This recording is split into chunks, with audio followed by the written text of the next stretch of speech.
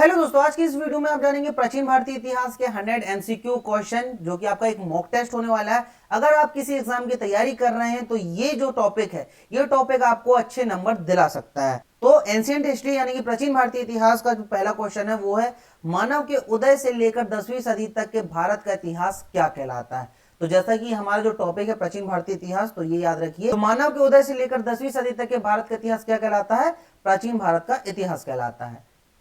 अब question number 2 आप देखिए कि प्राचीन भारतीय इतिहास की जानकारी के मुख्य साधन क्या है? केवल पुरातात्विक स्रोत, केवल साहित्यिक स्रोत, पुरातात्विक स्रोत, साहित्यिक स्रोत और विदेशी यात्राओं का वर्णन, और केवल विदेशी यात्राओं का वर्णन। तो देखिए, प्राचीन भारतीय इतिहास की जानकारी का मुख्य साधन क्या होता है? पुरातात्विक स्रोत, साहित्यिक स्रोत और विदेशी यात्राओं का जो वर्णन है। ये जो तीनों ऑप्शन है, ये आपका सही जवाब है। अगर आपको क्वेश्चन का आंसर पता है तो आप कमेंट करके जरूर बताना, और कमेंट में आप जरूर बताना कि आप 100 क्वेश्चन में कितने क्वेश्चन आपके सही जवाब आपका रहा। तो देखिए, कौन से ऐतिहासिक स्रोत साहित्यिक स्रोतों से अधिक प्रमाणित माने जाते हैं? आंसर पता हो तो कमेंट में बताइएगा। तो देखिए, ये बताया जाता है पुरातात्विक स्रोत। पुरातात्विक स्रोत जो होता है वो ऐतिहासिक स्रोत साहित्यिक स्रोतों से अधिक प्रमाणित माने जाते हैं। नंबर 4 पे जाते हैं, पुरातात्विक स्रोतों के अंतर्गत क्या क्या शामिल है? देखिए, जैसा कि क्वेश्चन पूछ रहा है कि पुरातात्विक है ना, तो देखिए जैसे वेद पुराण उपनिषद जो होते हैं, ये सब जो होता है ये होता है साहित्यिक स्रोतों में, है ना। अभी हम बात कर रहे हैं पुरातात्विक की। तो प्राचीनतम चीज यानी पुरातात्विक चीज क्या होते हैं? अभिलेख, सिक्का, स्मारक, भवन और चित्र, ये जो है ये पुरातात्विक स्रोतों के अंतर्गत शामिल होते हैं। इसके बाद आप देखिए कि साहित्यिक स्रोतों में क्या क्या शामिल होते हैं। तो जैसा कि मैंने आपको बताया, साहित्यिक स्रोतों में क्या शामिल होते हैं? वेद पुराण, ये उपनिषद, महाकाव्य, जातक, पीटक। तो ये याद रखिए कि पुरातात्विक स्रोत जो होते हैं ये पुराने अभिलेख, सिक्का, स्मारक, भवन, ये होता है पुरातात्विक में। और साहित्यिक मतलब कि जो वेद पुराण उपनिषद होते हैं ये होते हैं साहित्यिक स्रोतों में। नेक्स्ट क्वेश्चन पे बढ़ते हैं, फाहियान ने किसके बारे में जानकारी लेकर गया था? तो ऑप्शन है आपके, गुप्त काल के राजाओं के बारे में, अशोक के 6 स्तंभ के बारे में, सिंधु घाटी सभ्यता के बारे में और वैदिक काल में।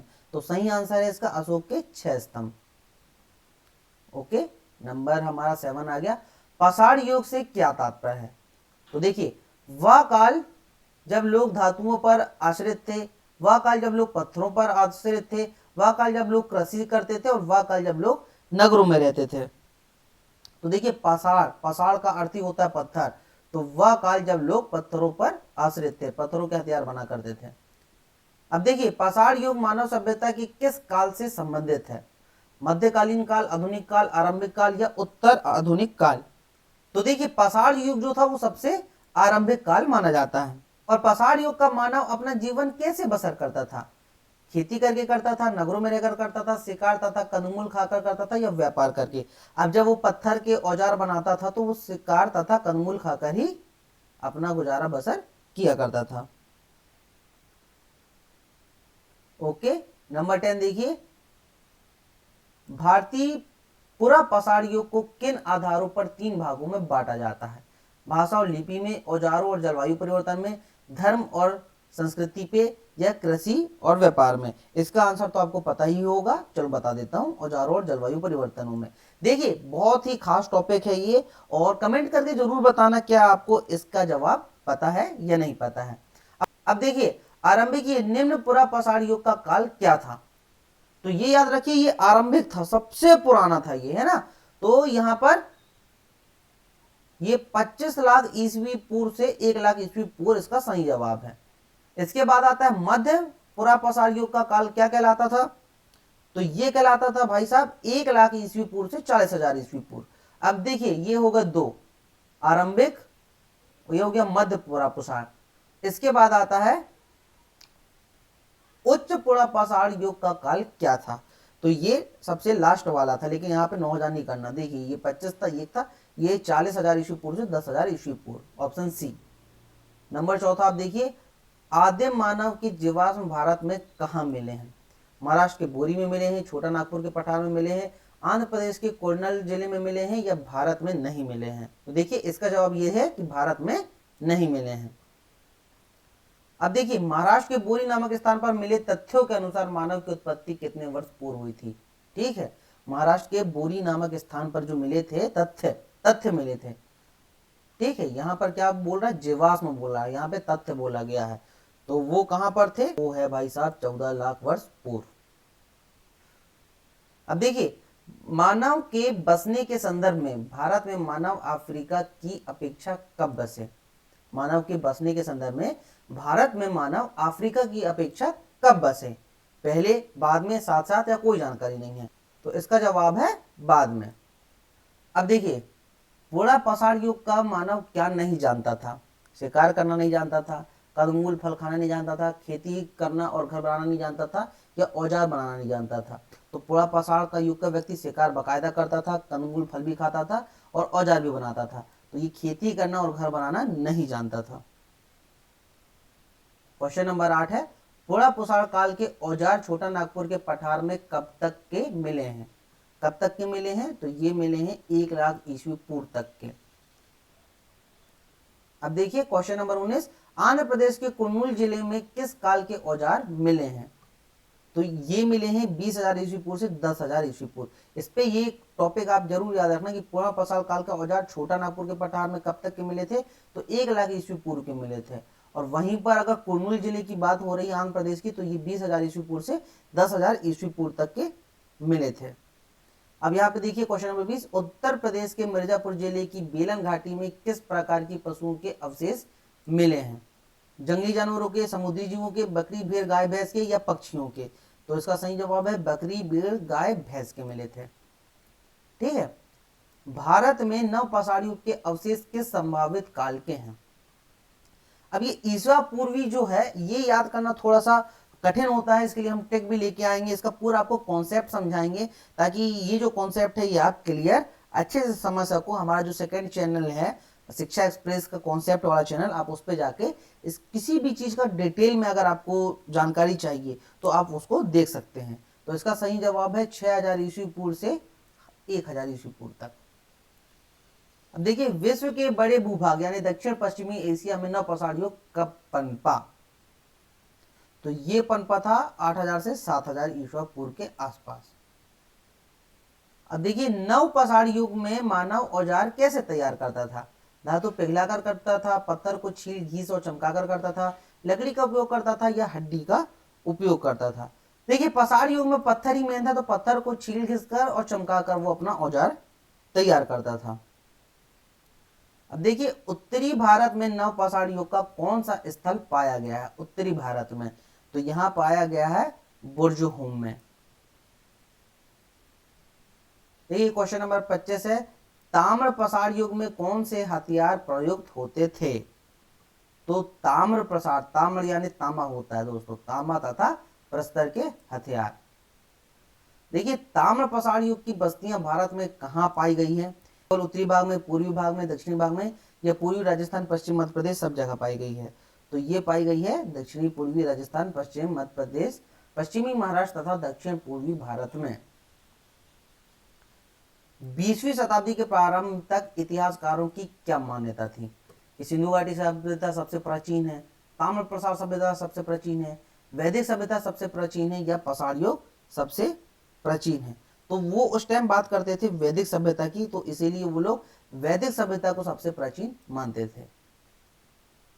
देखिए, सिंधु घाटी सभ्यता की खोज किस वर्ष हुई और किसके नेतृत्व में हुई। देखो, सिंधु घाटी सभ्यता और मोहनजोदड़ो जो सभ्यता है, यहां से आपके बहुत क्वेश्चन बनते हैं दोस्तों, तो ये आप बिल्कुल याद रखना इसको, इसका कॉन्सेप्ट मैं जरूर आपको समझाने की कोशिश करूंगा। तो ये मिले थे 1921 में सर दयाराम साहनी के नेतृत्व में, ये पॉइंट याद रखना, 1921 और सर दयाराम साहनी के। कभी ये क्वेश्चन यहाँ पे पलटा के पूछ सकता है। अब जैसे कि मोहनजोदड़ो का पॉइंट है, मोहनजोदड़ो किस जिले में स्थित है, तो ये बहुत आपको पॉइंट की बात मैं बता रहा हूं कि जो सिंधु घाटी है वहीं पर ये है, तो ये सिंध के लड़काना जिले में है। ठीक है, सिंध के लड़काना जिले में। अब हड़प्पा सभ्यता भी है, हड़प्पा टीले के बारे में सबसे पहले किसने उल्लेख किया था। तो हड़प्पा सभ्यता के बारे में सबसे पहले जिनने उल्लेख किया था वो थे चार्ल्स मेसन। मोहनजोदड़ो का सिंधी भाषा में क्या अर्थ है। देखो, सिंधी भाषा में इसको बोलते हैं मृतकों का टीला। मोहनजोदड़ो में उल्लेखित कार्य सबसे पहले किसके नेतृत्व में शुरू हुआ? तो ये हुआ था राखाल दास बनर्जी केस में। और सिंधु घाटी सभ्यता का काल क्या है? अभी हमने पाषाण युग का काल समझा, तो सिंधु घाटी की सभ्यता जो है उसका है ये 2500 ईसा पूर्व से 1750 ईसा पूर्व। देखिए, नीचर पत्रिका में प्रकाशित शोध के अनुसार सिंधु घाटी की सभ्यता कितनी पुरानी है? नीचर पत्रिका, तो ये कम से कम 8000 वर्ष पुरानी है। ये भी याद रखना, नीचर पत्रिका 8000 वर्ष पुरानी है। सिंधु घाटी सभ्यता को अन्य किन नामों से जाना जाता है? वैदिक सभ्यता और आर्य सभ्यता, ताम्र प्रसार सभ्यता, कांस्य सभ्यता, हड़प्पा सभ्यता और सिंधु सरस्वती सभ्यता। तो जो सही जवाब है वो है हड़प्पा सभ्यता और सिंधु सरस्वती सभ्यता। सिंधु घाटी है तो सिंधु, ये कॉमन, आपको इतना थोड़ा सा ट्रिक भी लगाना पड़ता है एग्जाम में। देखिए, सिंधु घाटी सभ्यता का विकास किन नदियों के किनारे हुआ था? गंगा, यमुना, गोदावरी, कृष्णा, सिंधु, घग्गर, हकड़ा जिसको बोलते हैं प्राचीन सरस्वती, या झेलम और चेनाब। तो अब आप बोलोगे भाई सिंधु घाटी है तो सिंधु घाटी होगा, तो हाँ यहाँ आप सही है, सिंधु और घग्गर हकड़ा, प्राचीन सरस्वती जिसको बोलते हैं। देखिए, सिंधु घाटी सभ्यता का कौन सा एक प्रमुख केंद्र नहीं है? मोहनजोदड़ो, कालीबंगा, पाटलिपुत्र या हड़प्पा। तो इसका जवाब है पाटलिपुत्र। दिसंबर 2014 में सिंधु घाटी सभ्यता का अब तक का खोजा गया सबसे प्राचीन नगर किसे माना गया है? दिसंबर 2014 में सिंधु घाटी सभ्यता का अब तक का खोजा गया सबसे प्राचीन नगर किसे माना गया है? तो इसका सही जवाब है भिड़दाना। सिंधु घाटी सभ्यता की सबसे विशेष बात क्या थी? क्या कृषि विकास हुआ था, धार्मिक प्रथाएं थी, विकसित नगर निर्माण योजना थी या सैन्य शक्ति थी? तो देखिए, सिंधु घाटी सभ्यता के तक जब लोग थे तो वो विकसित नगर निर्माण योजना का करते थे पालन। ठीक है। नंबर 40, हड़प्पा तथा मोहनजोदड़ो में दुर्ग का क्या उपयोग था? तो ये था शासक वर्ग के परिवार के रहने लोगों के लिए। सिंधु घाटी सभ्यता के नगरों की सड़कें किस प्रकार विन्यस्त थी? घुमावदार थी, एक दूसरे को समकोण पर काटती थी, सीधी रेखा में थी या अनियमित थी? तो जैसा कि मैं आपको बताया कि ये बहुत एडवांस था, ये एक दूसरे के समकोण को काटती थी। मोहनजोदड़ो का सबसे प्रसिद्ध स्थल कौन सा है? तो इसका जो प्रसिद्ध स्थल है वो विशाल सार्वजनिक स्नानागार था। किन इतिहासकारों की मान्यता है कि हड़प्पा सभ्यता की उत्पत्ति में विदेशी तत्वों का हाथ रहा है? बहुत पॉइंट वाला क्वेश्चन है, ये आता है। तो इसका सही जवाब है sir John Marshall, garden child और मॉन्टिमर व्हीलर। नंबर 44 है, कुछ इतिहासकारों के अनुसार हड़प्पा सभ्यता की उत्पत्ति किस सभ्यता की प्रेरणा से हुई थी? मिस्र की सभ्यता से, चीन की सभ्यता से, सुमेरिया की सभ्यता या फिर वैदिक सभ्यता? तो ये जो सुमेरिया की सभ्यता थी इससे इंस्पिरेशन थी इनकी। ठीक है, पॉइंट याद रखना, सुमेरिया। हड़प्पा सभ्यता और सुमेरिया की सभ्यता के बीच एक असमानता क्या थी? दोनों की लिपि समान थी, हड़प्पा की नगर योजना सुमेरिया से अधिक सुव्यवस्थित थी, दोनों में कांसे और तांबे का प्रयोग होता था, दोनों में कच्चे और पक्के ईंटों का प्रयोग होता था। तो देखिए, जैसा कि मैंने बताया बहुत एडवांस था भाई। तो जो हड़प्पा नगर योजना सुमेरिया से अधिक सुव्यवस्थित थी। देखिए, सुमेरियाई लिपि में कितने अक्षर थे जबकि सिंधु लिपि में कितने थे? तो सुमेरियाई जो थी, ये क्वेश्चन बना जा सकता है कि सुमेरियाई लिपि में कितने अक्षर थे। दूसरा क्वेश्चन ये भी बना सकता है कि सिंधु लिपि में कितने अक्षर होते हैं। तो ये पॉइंट की बात याद रखना कि सुमेरियाई में 900 थे और सिंधु में 400 थे। ठीक है, 900 सुमेरियाई में और 400 सिंधु में। सिंधु घाटी सभ्यता के पश्चात भारत में किस नवीन सभ्यता का विकास हुआ था? ये बहुत पॉइंट की बात है ना। सिंधु घाटी सभ्यता के पश्चात भारत में किस नवीन सभ्यता का विकास हुआ था? तो इसका सही जवाब है वैदिक सभ्यता। अब वैदिक काल पर जाते हैं। वैदिक काल की जानकारी मुख्यतः किससे प्राप्त होती है? पुराणों से होती है, उपनिषदों से होती है, वेदों से होती है, विदेशी यात्राओं के वर्णन से होती है। तो कैसे होती है? वेदों से होती है।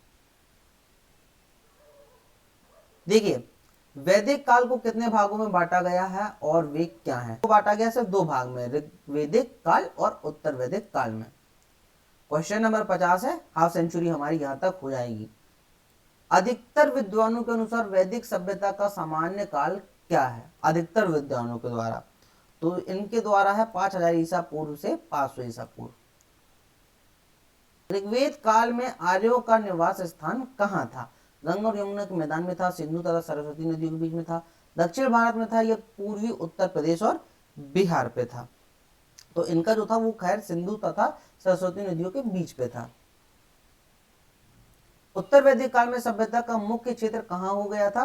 सिंधु नदी के किनारे, सरस्वती नदी के किनारे, गंगा और उसकी सहायक नदियों का मैदान, छोटा नागपुर का पठार। तो ये है गंगा और उसकी सहायक नदियों का मैदान। अगर आपको गंगा रिवर सिस्टम यानी गंगा प्रवाह मार्ग को समझना है तो इसके लिए भी हमारे शिक्षा एक्सप्रेस कॉन्सेप्ट चैनल पे आपको इसका गंगा नदी और उसकी सहायक नदी का पूरा जो प्रवाह मार्ग है वो बहुत डिटेल में समझाया गया है, वो वीडियो आप जरूर चेकआउट करिएगा। देखिए, उत्तर वैदिक काल में पूर्वी उत्तर प्रदेश और बिहार में विकसित हुए नए राज्यों में से कौन सा एक नहीं है? काशी, कौशल, गांधार और मगध। तो ये जो गांधार है गांधार राज्य नहीं है। ऋग्वेद काल में से किस नदी को सबसे महत्वपूर्ण माना जाता है? सरस्वती। उस जमाने में सरस्वती को बहुत महत्वपूर्ण माना जाता था। किस काल में कौशाम्बी नगर में पहली बार पक्की ईंटों का प्रयोग किया गया था? ये किया गया था उत्तर वैदिक काल पे। उत्तर वैदिक काल में वर्ण व्यवस्था किस आधार पर निर्धारित होने लगी थी? व्यवसाय के आधार पर, जन्म के आधार पर, ज्ञान के आधार पर, या योग्यता के आधार पर? तो देखिए, अब उत्तर वैदिक आए थे ना तो वहां तक जन्म के आधार पर होने लगी थी। देखिए, वैदिक साहित्य में क्या क्या शामिल है? केवल 4 वेद है, केवल ब्राह्मण और आरक है। 4 वेद उनकी संहिताएं ब्रह्मक, आरक, उपनिषद और वेदांग है, और केवल उपनिषद वेदांग है। तो वैदिक साहित्य में ये 4 वेद उनकी संहिताएं सब कुछ है। ठीक है, देखिए वेदों की संख्या कितनी है? तो हम फटाफट से अपने बाकी क्वेश्चन को निपटाते हैं ताकि आपका जो कॉन्सेप्ट है वो क्लियर होते जाए। ठीक है, वेदों की संख्या कितनी है? 4। वेदों को क्या कहा गया? वेदों को कहा गया अपौरुषेय। ठीक है, वेदों को श्रुति की संज्ञा क्यों दी गई है? क्योंकि वेदों को गुरु द्वारा शिष्यों का मौखिक रूप से कंठस्थ कराया जाता था। ठीक है, ऋग्वेद किसका संग्रह गया है? यह है देवताओं की स्तुति के संबंध में रचनाओं का। ठीक है, इस वेद में कितने मंडलों की विभक्ति है? 10 की। ऋग्वेद के कौन से मंडल प्राचीनतम माने जाते हैं? ये माने जाते हैं 2 से 7 तक के मंडल, है ना, 2 से 7 तक के मंडल माने जाते हैं। ऋग्वेद में कितने प्रकार के देवों का उल्लेख मिलता है? तो यहाँ पे मिलता है 33, जो कि बाद में आके 33 कोटि वगैरह हुआ है। प्रसिद्ध गायत्री मंत्र ऋग्वेद के किस मंडल में उल्लेखित है? प्रथम में, द्वितीय में, तृतीय में, या दशम में? तो ये है तृतीय मंडल में। अस्तु मा सद्गमया वाक्य किस वेद से लिया गया है? देखिए, अब बहुत वेद की जब बात आ रही, बहुत पॉइंट टू पॉइंट है, बिल्कुल आपको याद होना चाहिए ये। तो अस्तु मा सद्गमया ऋग्वेद में। और ऋग्वेद में मंत्रों को कंठस्थ कराने वाली स्त्रियों में से एक कौन नहीं है? लोपामुद्रा, घोषा, गार्गी या साची? तो ये है गार्गी। ऋग्वेद के पुरोहित का नाम क्या है? इनका नाम है होत्री। यजु का अर्थ क्या होता है? ज्ञान, जादू, यज्ञ या स्तुति? तो यजु का अर्थ होता है यज्ञ। किस वेद में यज्ञ की विधियों का वर्णन किया गया है? तो यज्ञ का वर्णन किया गया है यजुर्वेद में। किस वेद की भाषा पाठ्यात्मक एवं गद्यात्मक दोनों है? इसका भी जवाब है यजुर्वेद। यजुर्वेद की कितनी शाखाएं हैं? तो इनकी शाखाएं हैं 2। राजसूय तथा वाजपेयी जैसे 2 राजकीय समारोह का उल्लेख पहली बार किस ग्रंथ में मिलता है? तो ये भी मिलता है यजुर्वेद में। सामवेद की रचना किस उद्देश्य से की गई थी? ये गई थी ऋग्वेद में दिए गए मंत्रों को गाने योग्य बनाने के लिए। भारत की प्रथम संगीतात्मक पुस्तक किसे माना जाता है? सामवेद को माना जाता है। किस वेद में रहस्यमयी विद्याओं, चमत्कार, जादू, टोने, आयुर्वेद और जड़ी बूटियों का वर्णन मिलता है? ये मिलता है अथर्ववेद में। अथर्ववेद कितने खंडों में विभाजित है? 8। ईसा पूर्व 6ठी सदी में क्या परिवर्तन आया जिसके फलस्वरूप कई धार्मिक पंथों की स्थापना यह हुआ था? वैदिक कर्म कांडों की परंपरा का अनुपालन कम हो गया था। ईसा पूर्व 6ठी सदी में कितने संप्रदायों ने भारतीय जनमानस को लंबे समय तक प्रभावित किया था? तो इसका जवाब है 2, जैन और बौद्ध। जैन धर्म के कितने 2 तीर्थकारों का उल्लेख ऋग्वेद में पाया जाता है? यह पाया जाता है ऋषभनाथ और अरिष्टनेमि में। जैन धर्म के 23वें तीर्थकार कौन बने थे? ये बने थे पार्श्वनाथ बने थे। वर्धमान महावीर का जन्म कब और कहां हुआ? ये याद रखना, वर्धमान महावीर का जन्म कब और कहां हुआ था? यह हुआ था 540 ईसा पूर्व के आसपास, वैशाली के पास कुंड ग्राम में। महावीर को कितने वर्ष की अवस्था में केवल यानी कि परम ज्ञान प्राप्त हुआ था? जब वो कितने वर्ष के थे? वो 42 वर्ष के हो गए थे उस वक्त। महावीर ने पार्श्वनाथ के किन 4 सिद्धांतों को स्वीकार किया है? देखिए, अहिंसा, अमृषा, अस्तेय और अपरिग्रह को। महावीर ने पार्श्वनाथ के सिद्धांतों में कौन सा 5वां सिद्धांत जोड़ा? उन्हें जोड़ा था ब्रह्मचर्य को। जैन धर्म के 2 प्रमुख अंग कौन से हैं? श्वेतांबर और दिगंबर। महात्मा बुद्ध का जन्म कब और किस राजा के घर हुआ था? बहुत पॉइंट की बात है ये। 563 ईसा पूर्व में साप के कुल के राजा शुद्धोधन के घर हुआ था। महात्मा बुद्ध के उपदेशों में समाहित 4 आर्य सत्य कौन से हैं? ये दुख, सुख, समुदय, दुख निरोध, गामिनी और प्रतिपदा। अष्टांगिक मार्ग में कौन सा एक शामिल नहीं है? सम्यक इच्छा, ये शामिल नहीं है। बौद्ध धर्म का प्रभाव भारत के बाहर किन देशों में फैला है? तो ये देखिए, ये भी बहुत पॉइंट की बात है ये। तो ये जो फैला है अफगानिस्तान, चीन, जापान, श्रीलंका और दक्षिण पूर्व एशिया में। हिंदू कुश के दक्षिण के राजवाड़ों को अपने अधीन करने वाला फारसी शासक कौन था? कुरुस साइरस था। किस फारसी शासक के उत्तीकरण लेखों में हिंदू शब्द का उल्लेख मिलता है? तो ये जो डेरियस थे, जिसको बोलते हैं दारेवाहु, ये था। किस शासक के हारने के बाद सिकंदर ने पश्चिम एशिया जीता? इसका सही जवाब है डेरियस तृतीय। सिकंदर किस वर्ष पश्चिमोत्तर भारत पहुंचा था? तो ये पहुंचे थे 326 ईसा पूर्व में। सिकंदर के भारत अभियान के बारे में कौन से स्रोत उपलब्ध हैं? ये है यूनानी तथा रोमन स्रोत। देखिए, सिकंदर का वीरतापूर्वक सामना करने वाला झेलम और चेनाब के बीच स्थित प्रदेश का राजा कौन था? इसके राजा थे पोरस। देखिए, सिकंदर और पोरस के मध्य 326 ईसावी पूर्व में झेलम नदी के तट पर हुआ युद्ध किस नाम से जाना जाता है? तो बहुत इंटरेस्टिंग है, इसे बोला जाता है हाइडेस्पीच का युद्ध। देखिए, बौद्ध ग्रंथ अंगुत्तर निकाय के अनुसार कुल कितने महाजनपद थे? 16 थे।